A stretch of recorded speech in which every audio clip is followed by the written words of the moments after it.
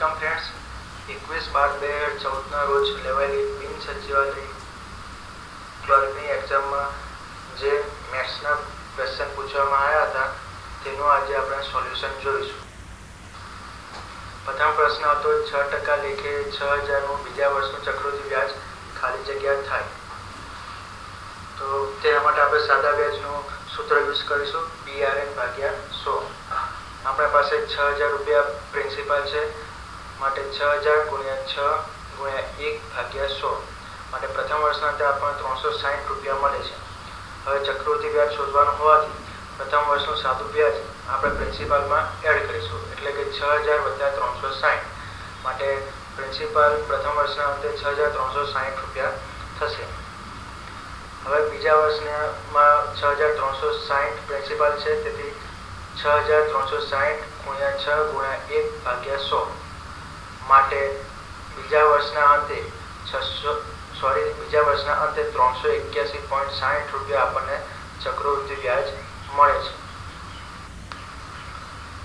આગળનો પ્રશ્ન છે, એક માળી પાસે ચોક્કસ સંખ્યામાં ગુલાબના ફૂલ છે, તેમાંથી તે દરેકમાં 9 ગુલાબ બાંધીને કેટલાક હાર બનાવે છે. જો તેને 10 હાર ઓછા બનાવ્યા હોત તો દરેક હારમાં 6 ગુલાબ વધુ બનતા તેણે કેટલા હાર બનાવ્યા હશે? તો આપણને કેટલા હાર બનાવ્યા છે તે શોધવાનું છે, એટલે આપણે બનાવેલા હારની સંખ્યા x ધારી લઈશું અને દરેક હારમાં 9 ગુલાબ બાંધ્યા છે, એટલે 9 હારમાં કેટલા ગુલાબ રહેશે? તો 9 × x = 9x ગુલાબના ફૂલ હશે. હવે કહેવામાં આવ્યું છે જો 10 હાર ઓછા બનાવ્યા હોત માટે x -10 હાર થાય. હવે એક હારમાં ફૂલની સંખ્યા કેટલી હશે?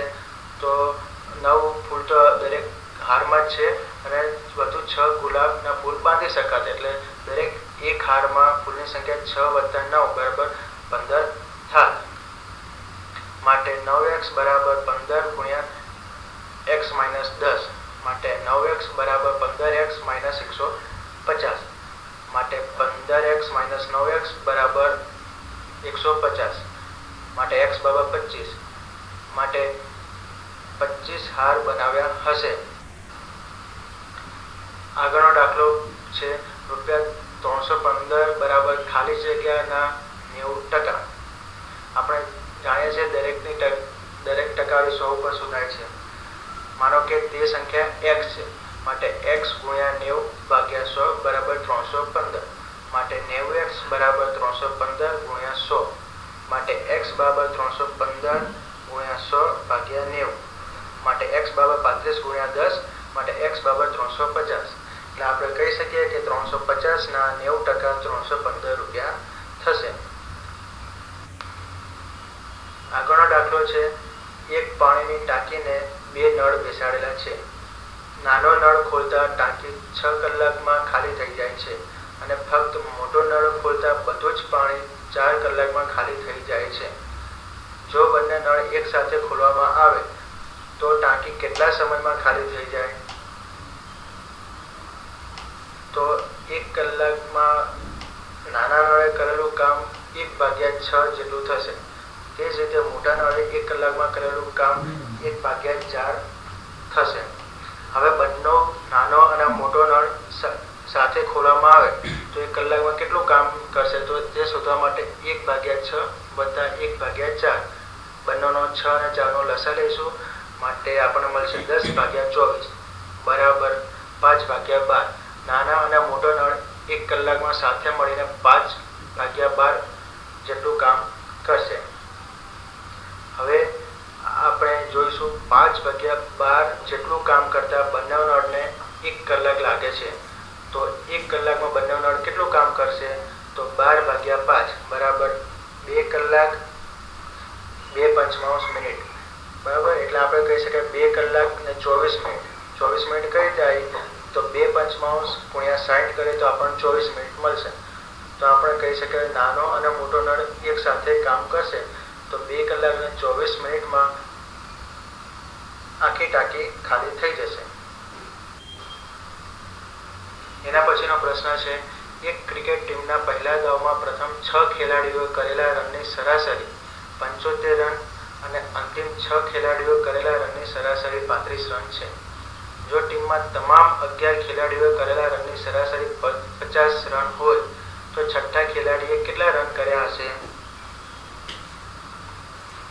તો પ્રથમ 6 ખેલાડીઓને રનની સરાસરી આપણને 75 આપી છે. તો પ્રથમ 6 ખેલાડીઓ રનની રન 75 ગુણ્યા 6 બરાબર 450 થાય અને અંતિમ 6 ખેલાડીઓના રનની સરાસરી 35 છે, માટે અંતિમ 6 ખેલાડીઓના રન 35 ગુણ્યા 6 બરાબર 210 થાય. એ જ રીતે 11 ખેલાડીઓની રનની સરાસરી આપણને 50 રન આપ્યા છે. તો 50 ગુણ્યા 11 બરાબર 550 રન 11 ખેલાડીઓ મળીને બનાવ્યા છે. છઠ્ઠા ખેલાડીએ કેટલા રન બનાવ્યા છે તે શોધવા માટે આપણે 450 + 210 - 150 કરીશું. એટલે 450 + 210 660 - 550 બરાબર 110. એટલે આપણે કહી શકશું કે છઠ્ઠા ખેલાડીએ 110 રન બનાવ્યા હશે. એના પછીનો પ્રશ્ન છે, 2 વર્ષ પહેલા માતા અને પિતા તથા 2 પુત્રીઓની ઉંમરનો સરવાળો 40 વર્ષ હતો. 3 વર્ષ પછી તેમની ઉંમરનો સરવાળો ખાલી જગ્યા વર્ષ થશે. મિત્રો, 2 વર્ષ પહેલા અને 3 વર્ષ પછીને વચ્ચેનો સમયગાળો 5 વર્ષ થાય છે અને ટોટલ નંબર ઓફ પર્સન 4 છે. તો આપણે 5 ગુણ્યા 4 બરાબર 20 વર્ષ મેળવી શકીશું. એટલે આપણે કહી શકીએ કે 3 વર્ષ પછી તેમની ઉંમરનો સરવાળો 40 + 20 બરાબર 60 વર્ષ થશે. તેના પછીનો પ્રશ્ન છે, નીચેનામાંથી કયું વિધાન ખોટું છે અને દરેક સંખ્યા પૂર્ણાંક છે? પ્રથમ ઓપ્શન છે 4096 ના ઘનમૂળનો એકમનો અંક 6 છે. 15625 ના ઘનમૂળનો એકમનો અંક 5 છે. ત્રીજું ઓપ્શન છે 12167 ના ઘનમૂળનો એકમનો અંક 7 છે. અને ચોથું ઓપ્શન છે 13824 ના ઘનમૂળના એકમનો અંક 4 છે. એનો જવાબ જોઈશું. તો 4096 નો ઘનમૂળ આપણને 16 મળે છે. તેવી જ રીતે 15625 ના ઘનમૂળ આપણને 25 મળે છે. 12167 નું ઘનમૂળ આપણને 23 મળે છે અને 13824 નું ઘનમૂળ આપણને 24 મળે છે. એટલે કે 12167 ના ઘનમૂળનો અંક 23 છે. એટલે આપણે કહી શકશું કે ઓપ્શન નંબર સી 12167 ના ઘનમૂળનો એકમનો અંક 7 છે. આ વિધાન ખોટું છે. આગળનો પ્રશ્ન છે, એક વસ્તુ 720 રૂપિયામાં વેચતા 20% નફો થાય તો તેના પર 10% નફો મેળવવા માટે ખાલી જગ્યામાં વેચવી જોઈએ. મિત્રો, આપણે જાણીએ છીએ કે ટકાવારી 100 ઉપર શોધવામાં આવે છે. તો 100 ઉપર આપણે 20% નફો લેવો હોય તો એની વેચાણ કિંમત 120 રૂપિયા રાખવી પડે. તેથી આપણે ફોર્મ્યુલા મૂકીશું. 120 રૂપિયા વેચાણ કિંમત હોય તો તેની મૂળ કિંમત 100 રૂપિયા થાય. તો 720 રૂપિયાની મૂળ કિંમત કેટલી થાય? તો 720 ગુણ્યા 100 ભાગ્યા 120 એટલે 600 રૂપિયા મૂળ કિંમત થાય.